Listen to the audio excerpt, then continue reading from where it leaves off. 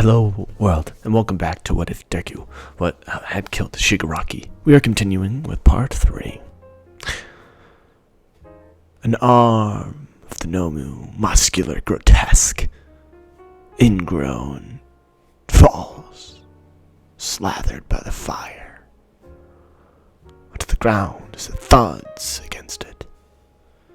The rest of Deku's world shaking and rumbling as he falls slightly unconscious. However, the steel grate he was walking over felt wobbly, unsafe. He tried to keep his balance, however, his unsteadiness and him being unable to keep himself awake all resulted in him falling down to the grate. As he heard massive explosions from above, he falls down farther than he had ever before. This sewage pipe, as he scraped along the ground, its bare sort of water, kept him going, sliding faster and faster as the tunnel got bluer. He fell straight into the sewers, his knees soaked in the sewage water. He was unable to see anything. He put his back up against the wall to try to feel around and see where he was. It was pitch black. He couldn't see anything, except that he felt the edges. Finally, somewhere to sit.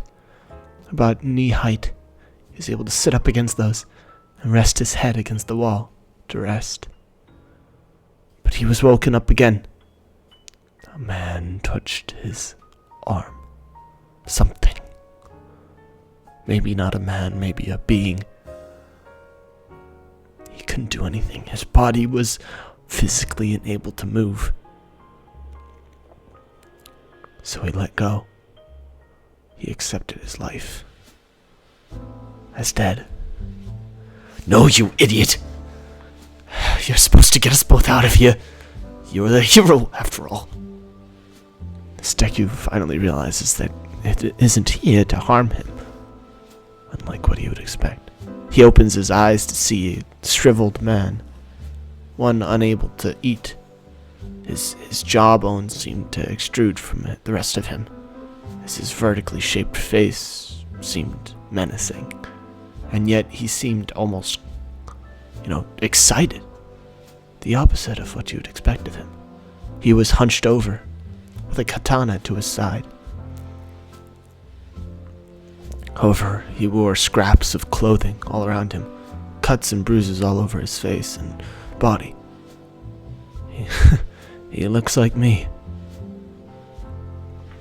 The hell are you talking about, kid? We look nothing alike. Either way, where did you come from? Maybe we can use that to get the fuck out of here. This is such a mistake. I should have never gotten in here in the first place. It only takes one slip-up, eh? I don't know what you're talking about, but it's nice to see another person. Yeah, trust me, it's mutual. However, one problem. We're kinda stuck down here.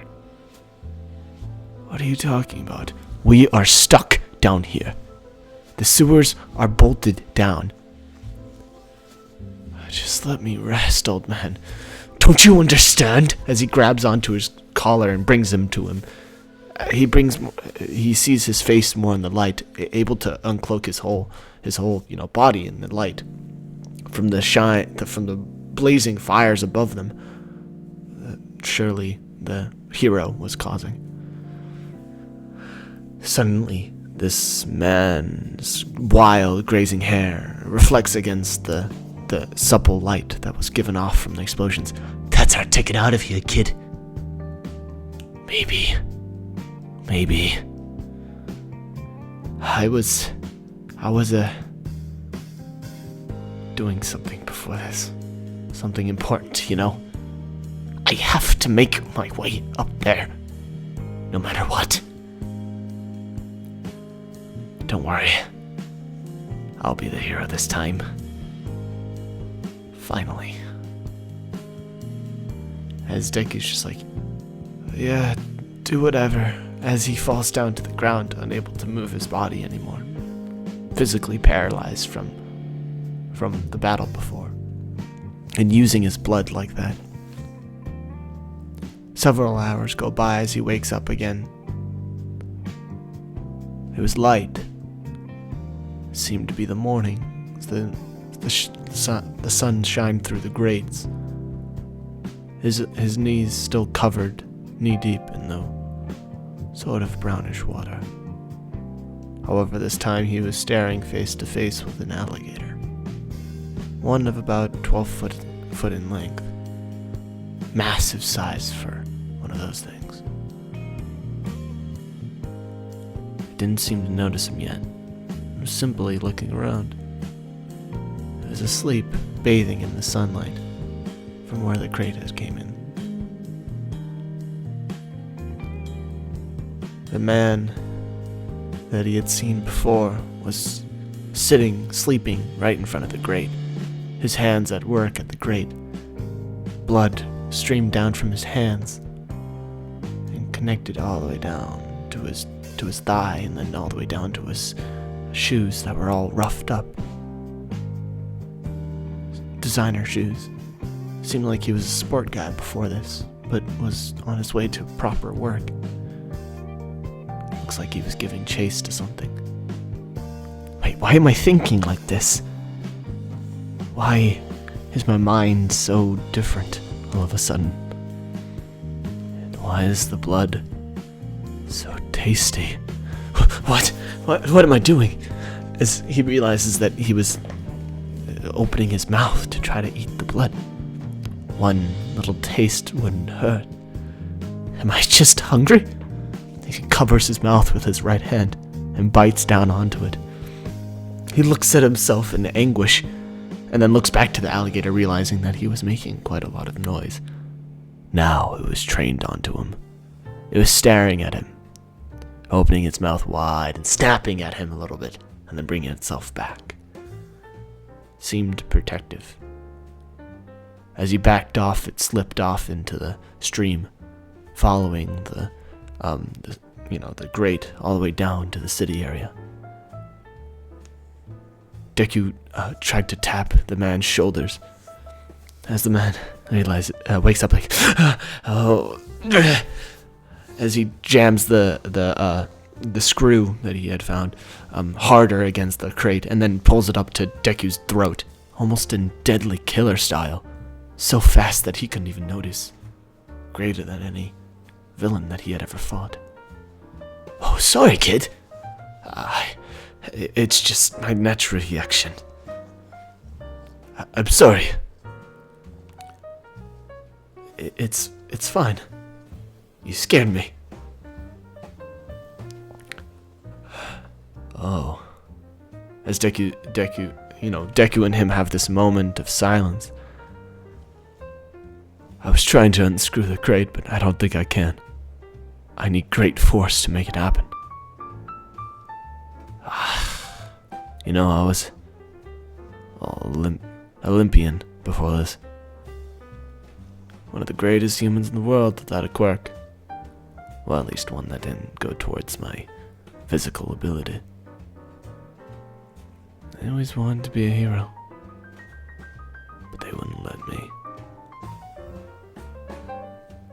I get that, but how are we gonna get out of here? You don't think I've thought of that? I came in from the city sewers, since nobody was gonna help me there. This seems to be the smallest part, but I'm swiftly losing all of my blood. As Deku tries to, carry him down to his knees, he lets his arm slip and his shoulder be revealed.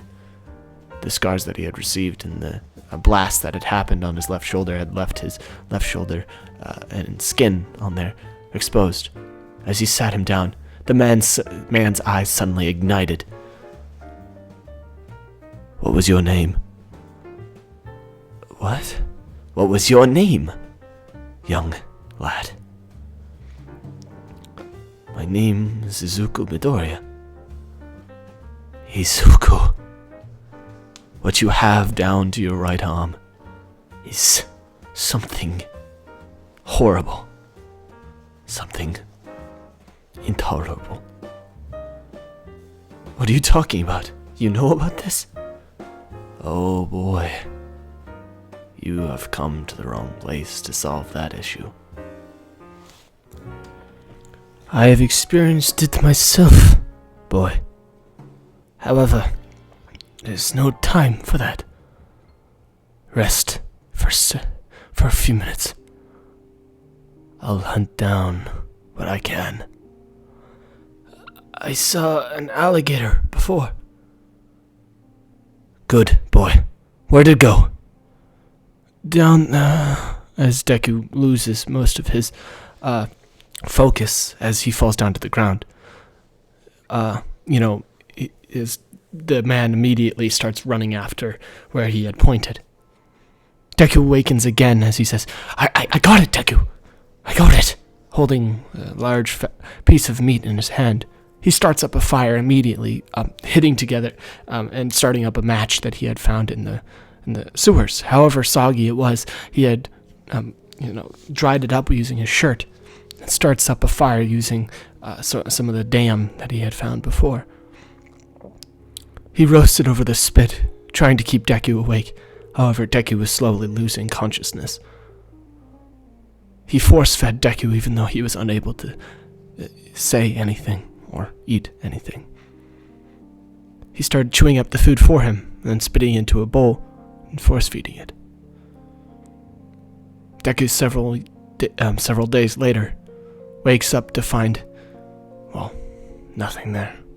It seemed that there was bowls and bowls around him, different shaped bowls, and one drink right next to him, a funnel, a sort of shaped cup that was made out of scrap parts. Oh, you're finally awake! I need one more budge to this grate, and we can finally get out into the city. Come with me. As he quickly gets Deku up to his feet, the rat-like man quickly scurries off in sort of the opposite direction of where he had pointed towards the alligator. Deku quickly gets prepared back to his feet as he hunches over to, for leeway from the sewer tops. He hits his head on some of the rocks as he looks up and sees maggots infesting the walls, different animals and rats scurrying all around his feet. He always hated all of this, and yet he wasn't flinching at all. He hated his adaptability. He continued following the man. As he followed from corridor to corridor, finally starting to hear some sort of buses, sounds of places and smells of food. Yes, he was inside the city. Deku, however, was still losing a lot of his energy while following the man for so long. As then they finally find one grate that was underneath the city that would even get them close. As the man says, I made a plan, don't worry. There was recently a murder that was committed about 100 yards above this ground. The soil is sucked with blood. As long as you can use it, and use that power of yours, you can slowly degrade the grates with your blood power. And so Deku gets started with this, sucking the blood slowly out of the soil, sort of learning how blood is so thick. It courses through different soils differently. The different blood continues to do that. As you can feel hundreds of murders committed around the city. What detestable people. Flowing it all into one sort of place, however weak it was, it seemed that he had such a weak force on all of it, because, he wasn't personally linked up to them. However, he was slowly, over the course of the day, able to collect it all around the nuts and bolts, around this main sewer's grate, able to degrade all of it. And finally, the nuts rip off. I got it. You got it, laddie. Incredible. You're truly a blessing in disguise.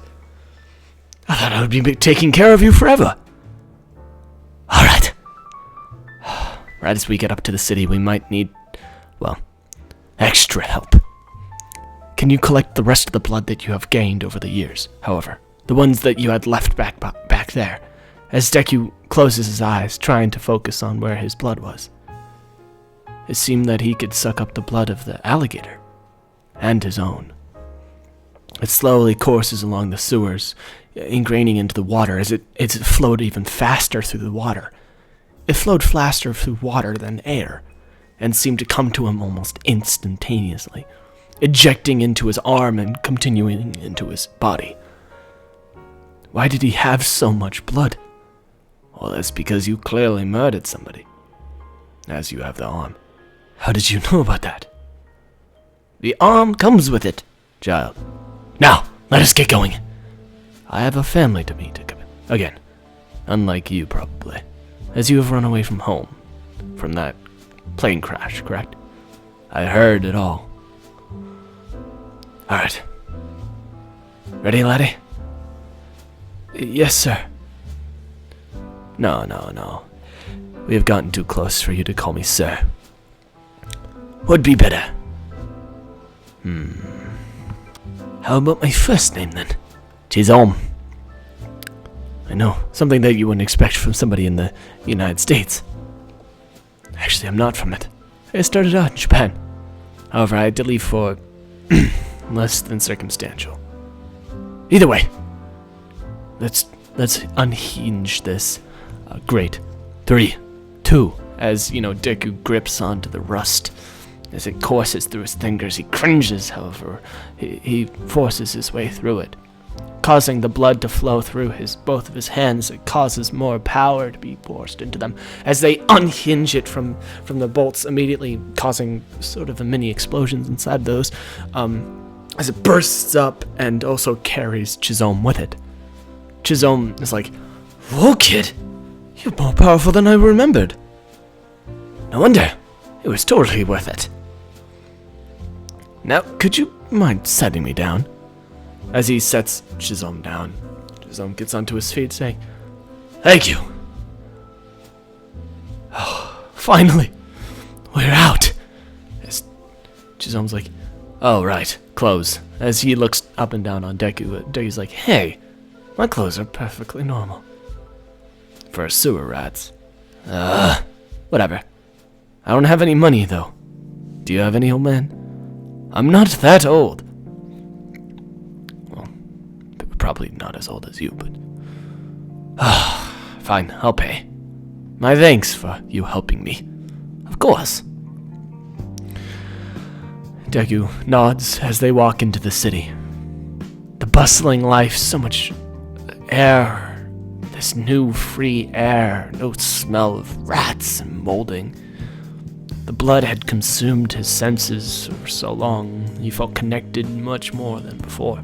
Having the blood of almost 3 entities flowing within his arm made him feel so alive. It made him have new ideas, a sort of aggression only an alligator could have. Somewhat of a predator-prey feeling to himself. As he gains new clothes through Chizome's credit card, which he still had, which he had said was almost useless down in the sewers. However, in real life, it would gain their freedom in many other ways. Deku gets a new leather jacket, something of what he had seen from his savior, from the fireman. He puts it on as Chizome's like, "That looks nice on you." Deku's like, "Yeah. Come on, are we done here?" As he's like, "You still need pants." As he tries to walk out of the barber, he's like, "Oh, that's right." As he walks back and gets some khakis on or whatever the fuck, some jeans. As Chizome gets on even more ragged clothes, but they're sort of ripped jeans and a jacket, black jacket, almost abyss-like. You could barely mention the details on it. Nevertheless, describe what it was. However, it never clashed with his normal style. Chizome walks out of the parlor saying, "You know, it's just so nice being back in society. Society never actually accepted me, really." As he turns around and walks backwards onto the street, suddenly he bumps into somebody. "Oh, sorry, mate. Why do you speak in different languages, by the way?" "Oh, that? I traveled around the world, kid. Oh, by the way, mate, I didn't mean to..." As he starts brushing off the shirt of this massively muscular man, he looks up and sees two teeth, jagged and almost vampire-like. He looks pissed. "Yeah, I noticed. Hey, Deku, you mind just leaving for a second?" "Why?" "Because as, the man puts up his hand and grabs onto Chizome's head, starts rising him slowly up into the air as he's slowly crushing his head inside of his hand. "Run, Deku." As the guy's like, "You thought that you could attack one of my brethren and get away with it? You're dead wrong. You thought going to the USA would save your ass." As he starts speaking so much more deadly than his body would back up, he was sort of this, a different person underneath his skin. Deku, however, doesn't flinch, seeing Chizome being held up like this.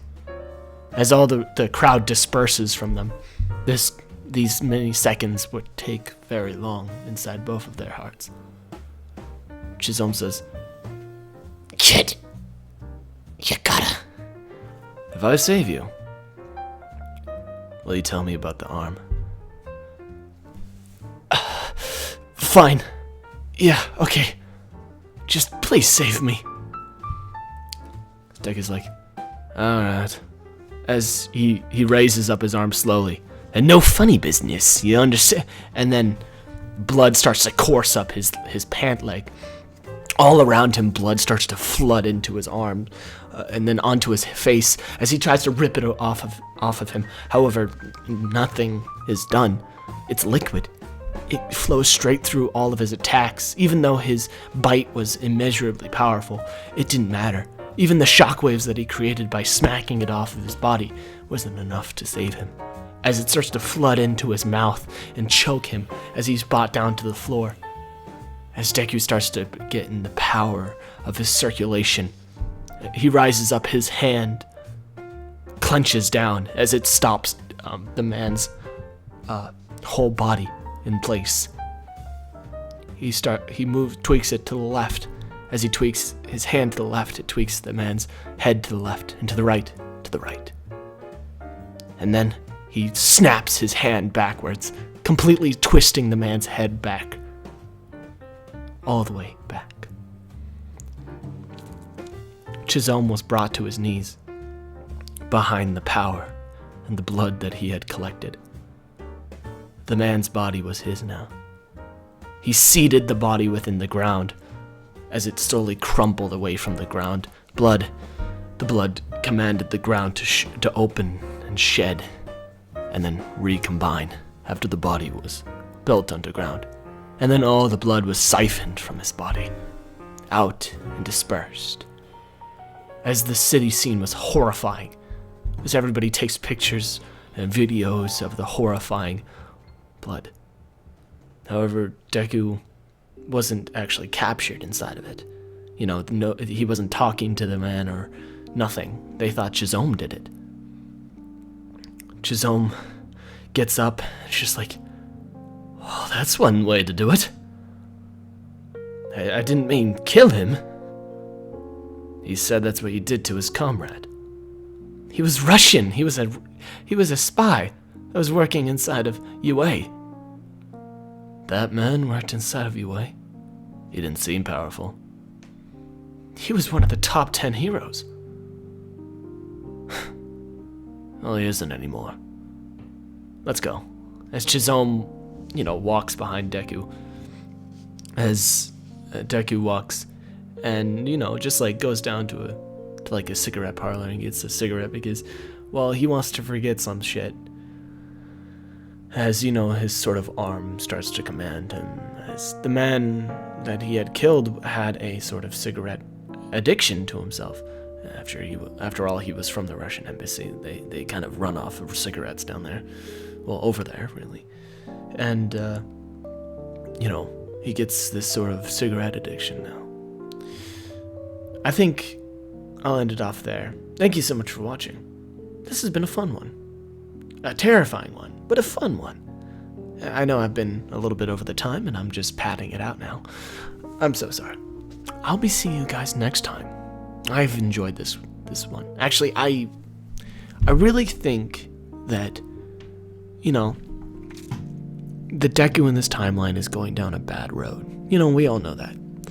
However, I want to make the greatest comment for you, is that if you don't like suffering, if you don't like watching, you know, everything that's been built crumble away, I mean, I don't, right? Well, you'll find out. Goodbye.